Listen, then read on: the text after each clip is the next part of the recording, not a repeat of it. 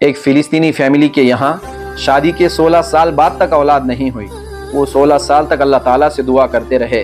फिर सितंबर 2023 में उनके यहाँ 4 जुड़वा बच्चों ने जन्म लिया। कितनी खुश होगी वो फैमिली जिनके यहाँ 16 साल बाद औलाद हुई। लेकिन वो लोग नहीं जानते थे कि 1 महीने बाद फिर उन पर क़यामत गुजरने वाली है।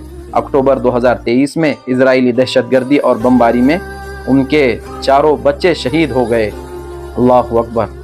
उनके दर्दों को लफ्ज़ों में बयान नहीं किया जा सकता और न हर कोई उस दर्द को महसूस कर सकता है। उस फैमिली पर क्या गुजरी होगी वो दर्द बस वही महसूस कर सकते हैं।